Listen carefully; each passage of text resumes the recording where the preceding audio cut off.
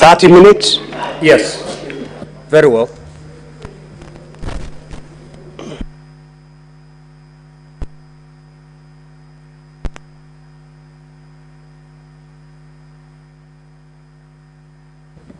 Quickly swear in the witness. I'm a Christian.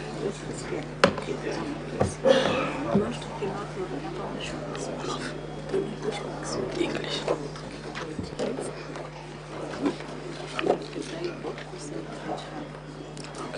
Right hand.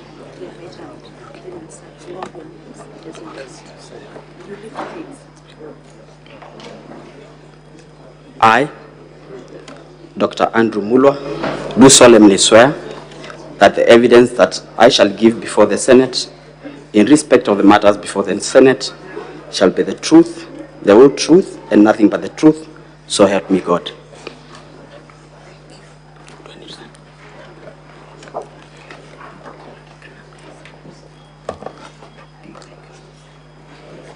Sir, would you tell the Senate who you are and your professional background? My name is Dr. Andrew Mulwa, a medical doctor by profession, working in the Ministry of Health, and previously working the acting CEO, Kenya Medical Supplies Agency, KEMSA. Please confirm whether you're the one that saw the affidavit on page 67 of volume 1. Yes, I am. In respect of which allegation in the motion did you swear this affidavit? I have sworn affidavit on issues raised on paragraph 45J, 78C, in ground 7 and 11 of the motion for removal of the office by impeachment of His Excellency, the Deputy President, Gachagua. Paragraph 78 of the motion, what does it say? 78A, that would be page 37 of 85.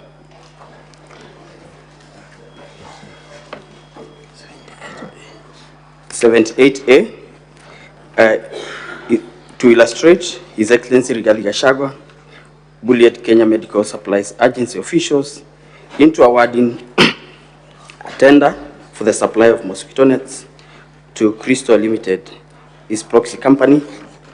Crystal Limited had submitted, here it's written, a fake bid document with the sole intention to fraudulently acquire public property. Dr. Mula, did Crystal submit a tender in this procurement for the mosquito nets? Crystal did not submit a tender for this procurement, but was the local agent for a company called Shapika Impex Limited, which submitted bids, and part of the local documents, like the pesticide control board certificates, were actually submitted by Crystal in the tender document. So Crystal was actually the one submitting the bids? There was a reference of Crystal in some of the local documents that the bidder had to submit. I want to refer you to volume 8A of the Assembly's document, page 18 of 19.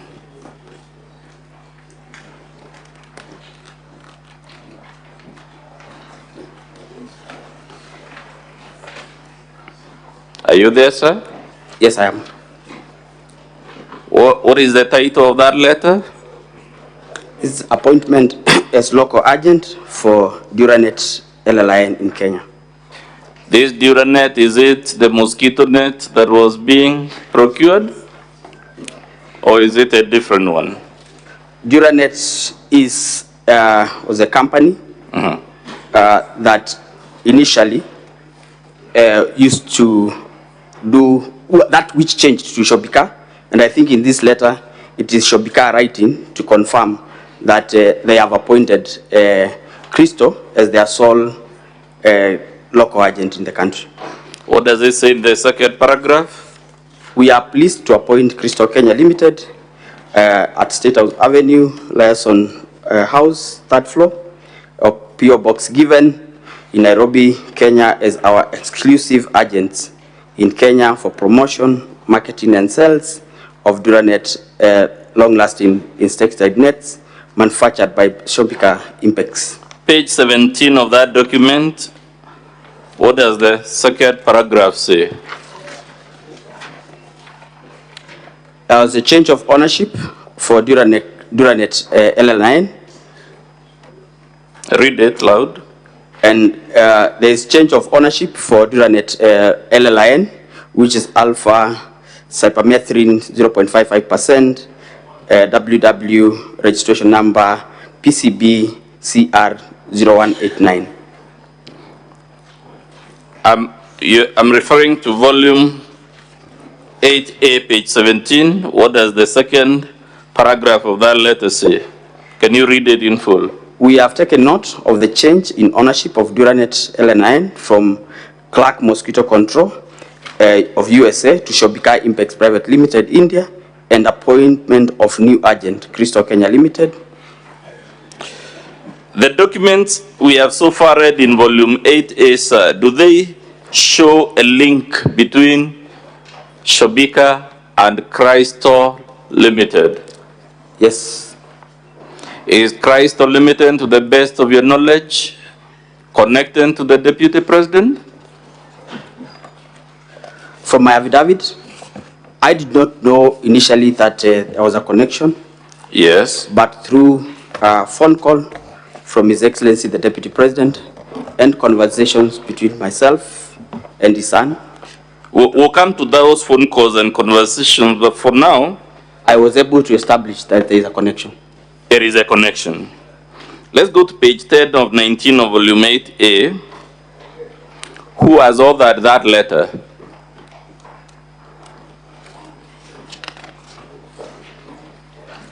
Page 10 of 19.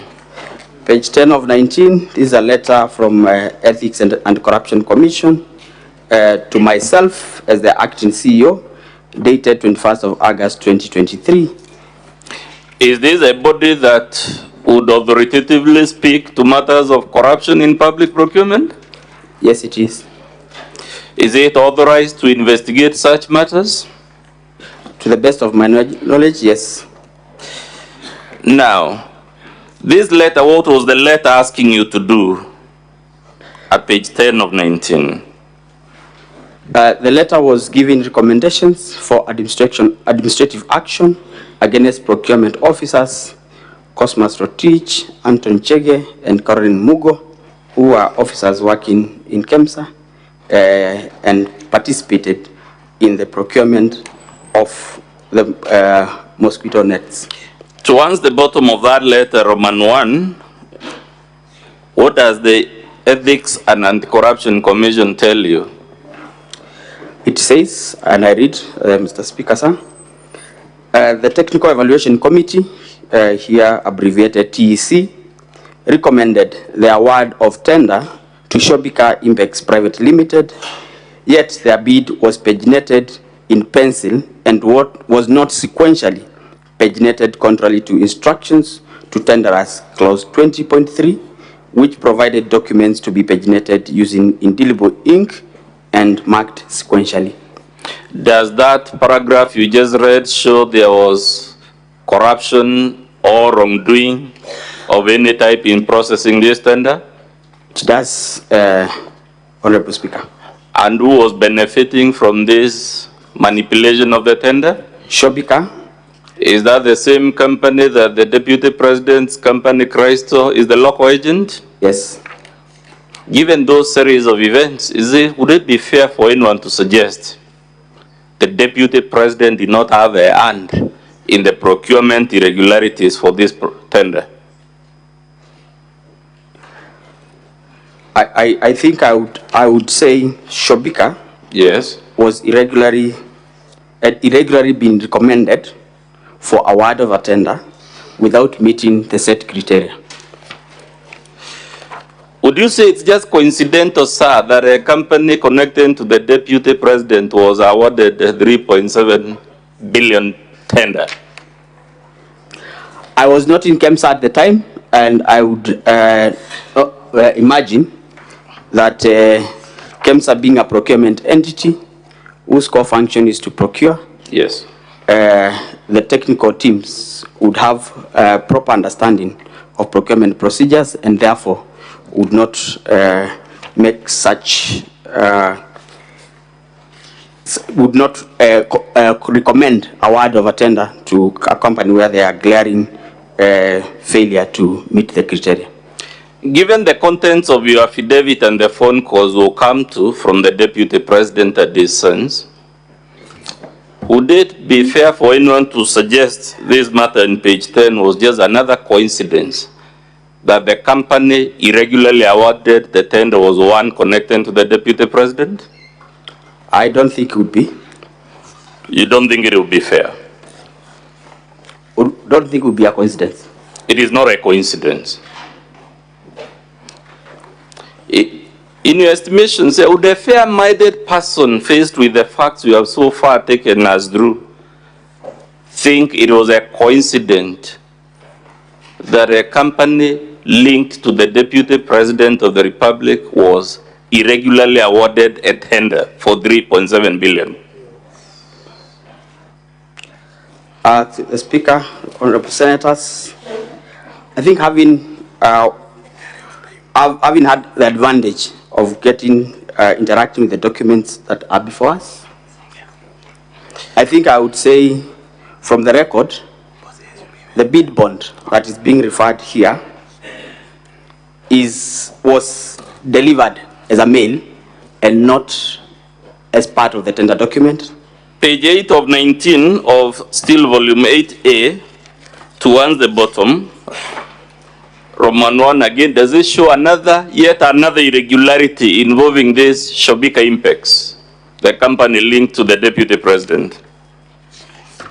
Which page, Councillor? That would be page 8 of 19, Roman 1 towards the bottom. Does it disclose another procurement irregularity besides the one we saw on the other page? Here it says, and this is the letter from Ethics and Corruption Commission, that the Director Procurement interacted with the bid security for Shobika Impex Private Limited on the 24th of February 2023, prior to the tender opening date, which was on the 10th of March 2023, contrary to tender instructions for tenderers number 21.3. Please confirm whether the Deputy President in his public address on the 7th confirmed to the Republic that he placed phone calls to you with regard to this tender. Yes, he did, and in my affidavit I have as well alluded to the same, that he called me to follow up on the release of the bid board. Do the duties of the Deputy President of the Republic extend to placing calls on junior government officers about tenders? To the best of my knowledge, no. But did the Deputy President also admit in that public address that his son equally called you? Yes, he did. Are those the phone calls alluded to in paragraph 4 of your affidavit? Yes. You have also said, besides the phone calls, the son of the Deputy President sent you WhatsApp messages. Have you annexed any of those WhatsApp messages? Yes, I have, in my affidavit, page 70 of 85. In those affidavits, in that page 70, who is the person indicated as sending you the message? Dr. Ikini Rigathi. Who does he say he is contacting you on behalf of? He tells me that he's contacting me. He asked me to contact him when possible. There is a document for His Excellency that he's trying to collect. Was this document in your possession?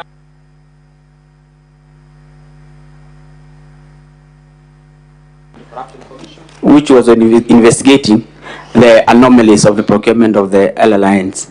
So the Deputy President and his son are pressuring you to surrender a procurement document under active investigation by the Ethics and Anti-Corruption Commission. Yes, Your Honor. Would that be interfering with active criminal investigations? From where I sat as acting CEO, I felt pressured because the documents were not within our custody, and had to actually make effort to follow up with the Ethics and Anti-Corruption Commission for the documents to be released back. Have you placed any evidence before the Senate to confirm these documents the Deputy President and his sons who are harassing you to surrender were actually under the custody of the Ethics and Anti-Corruption Commission? Yes, I have submitted my letter to the CEO, Ethics and Corruption Commission, asking for the bid board documents for Shobika. We are at page 73 73 of 85. Page 73 of 85. Yes. Can you read the relevant part, which I believe it's 72 of 85, Mr. Speaker, of volume 1, if I'm not mistaken. Yes, 72. Can you read that paragraph? What does it say? This one that I wrote to Ethics and Corruption is actually 73. Okay. 72 I had written to Shobika. Yes. Telling Let's them, begin with 72. What did you tell Shobika? Paragraph 2. We would like to inform you that the subject tender is currently under investigations, and all the documents related to this tender are not under our custody. We have, however, written to the Ethics and Corruption Commission to release the original bid bond to facilitate your request. They had requested for release of the bid bond. And the one in... Through a letter dated 12th June 2023. And the one in 73, in summary, what were you trying to do? I was requesting the CEO, the Ethics and Corruption Commission, for the bid bond for Shobika Impex Private Limited for the malaria net tender, which I had requested, that I had informed him of the letter that we had received from Shobika, requesting for the bid bond. Sir, given the magnitude of this tender and the national crisis it stoked, would anyone expect the Deputy President, when he was harassing you, to know that the matter was under investigation and active investigation for that matter? I want to believe so.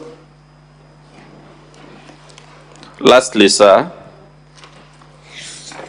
claims have been made on this floor that the allegations against the Deputy President transcend the force to the ridiculous to the embarrassing.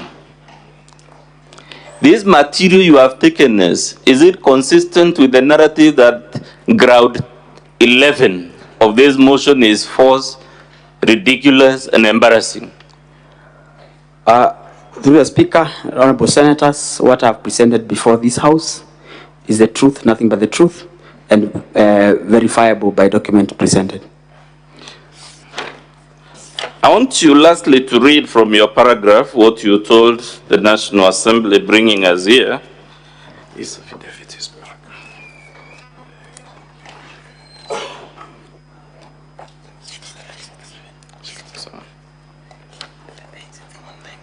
Can you read paragraph 6 of your affidavit, sir?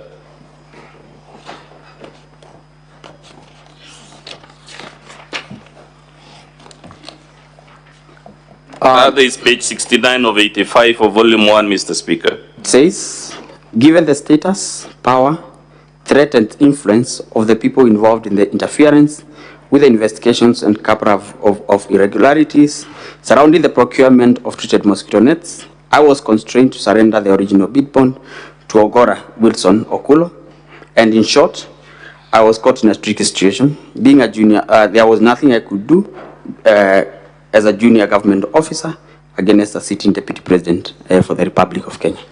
That's all for purposes of the examination in chief of this witness, Mr. Speaker. Counsel for the Deputy President. Your witness. Good evening, Mr. Mulwa. Good evening. My name is Dewanjiro. I will be asking you several questions in respect to the testimony that you have just delivered. When did you join the KEMSA? I joined KEMSA on the 17th of March 2023. Before that, who was the CEO of the organization? Ramadan. Terry.